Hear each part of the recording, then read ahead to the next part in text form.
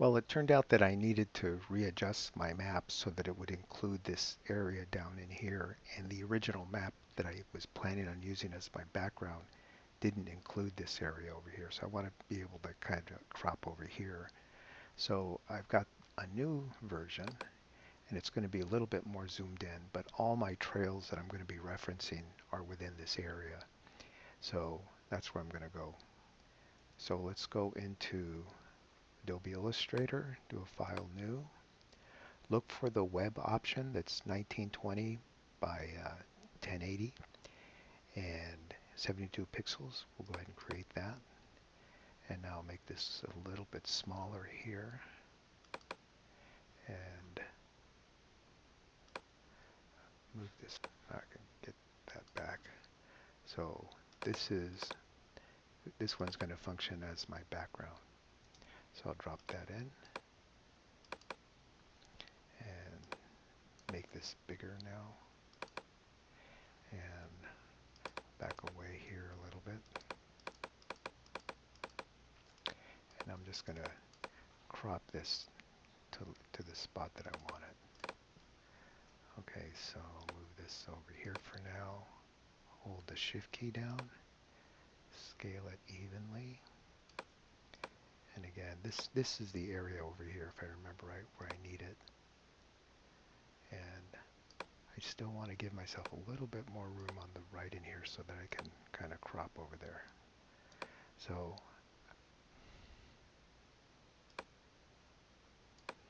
I think I'll go with that for now. And I'll drop this a little bit lower right in there, and that'll give me some room to put in my links. I may have to go back and adjust this, but we'll go from there.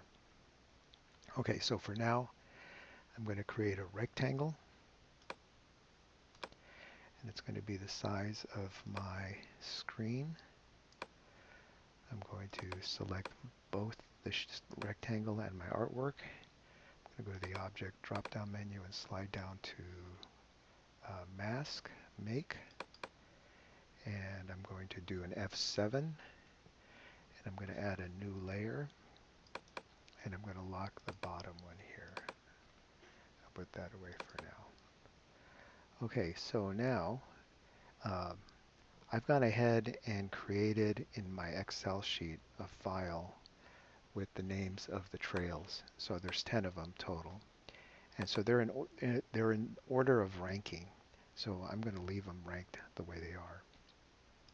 So what I'll do next is I'm going to bring in my text box over here and select it. Oops, I got to be in the right layer. F7 and close that off. Okay, now I can get there.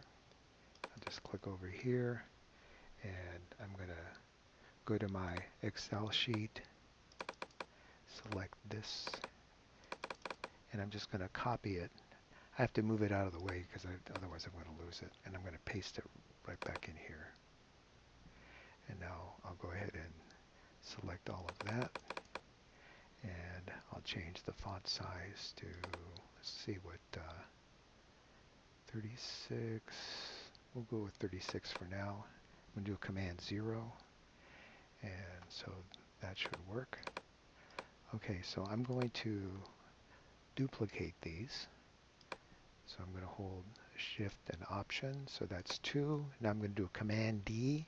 I need 10 of them. So I've got 2, 3, 4, 5, 6, 7, 8, 9, 10. And now I'll go ahead and just go to my Excel sheet. And I'll do this off, or I'll speed this up, but I'm just going to copy this. And then I'll come back over here and paste. And so I'll be back with you in a moment.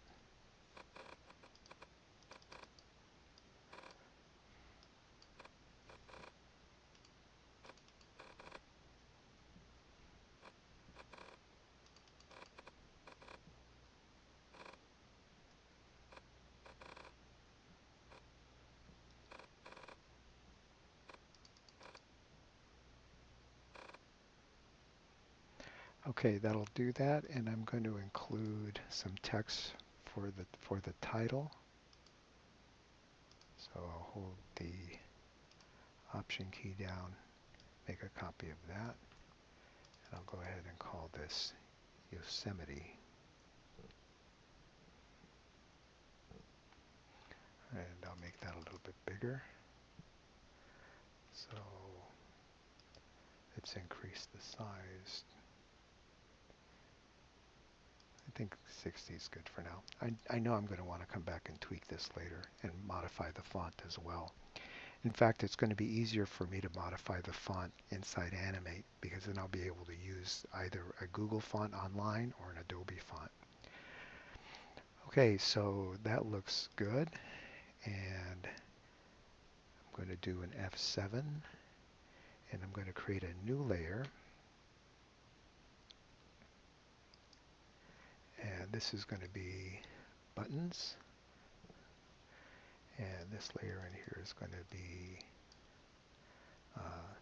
spots, and now I'll worry about the spot locations. So in this layer, I'm done here for now, so I'll go ahead and lock that just so I don't select it accidentally. And so now I need to create an indicator that's going to reference the location. So when you click on here, a little map spot will show up. So I'm just going to do this with a simple shape. I'll go ahead and select a circle tool. And I'll do it over here. So I'm just going to do it real quick and dirty. I'll zoom in here so we can see what I'm up to. And I'm going to call up my rulers. And I'm going to bring this over here to the side, this over here to the side, and that'll determine where I can modify my anchor points. But before I do that, I'm going to select my anchor point tool, and I'm going to just click once. That makes it into a straight arrow. With my cursor key, I'm just going to punch it down a little bit. That looks good for now. I'll grab my selection tool, my direct selection tool, and now I can bring this and drag it down over here. So the reason I had these lined up in here so as I can bring in another guide. And now I've got a guide to move my direction point to, and it locks. And this one locks there. So that'll be my arrow, or rather my spot location. Now I'm going to come back and modify that later. I just want to get it in there because this is going to be a symbol that I'll be able to use throughout the whole layout. So for now, I'm going to go to my guides, and I'm going to unlock them, and I'm going to select them and delete them.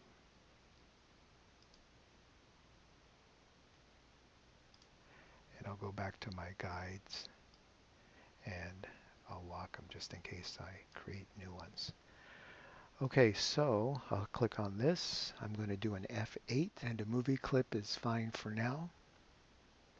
And we'll call this spot, and that looks okay. Okay, so now do a Command 0, back away from here. And so now what I need to do is move my spot over here. This is a symbol, and so if I make a copy of it, now I've got two instances of the same thing.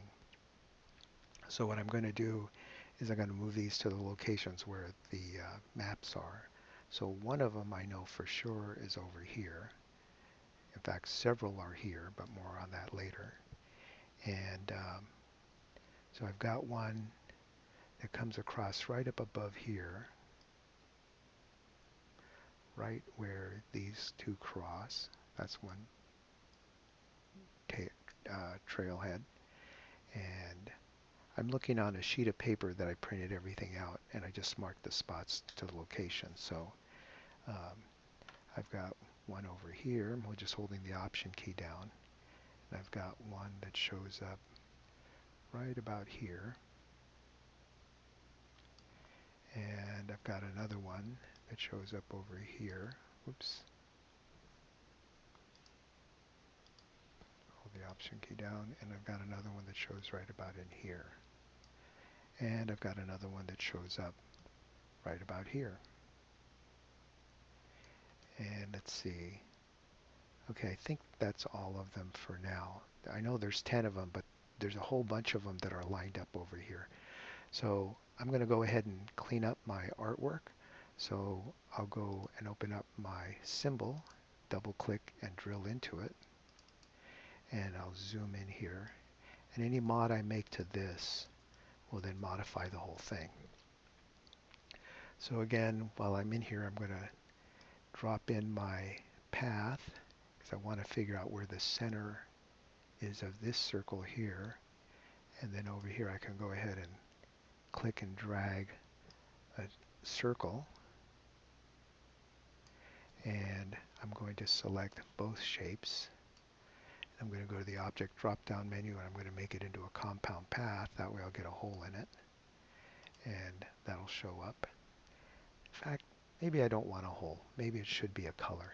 So I'll go ahead and make it white for now. Okay, so we'll leave the spot location and zoom back out, Command 0. So they're all showing up in the right locations.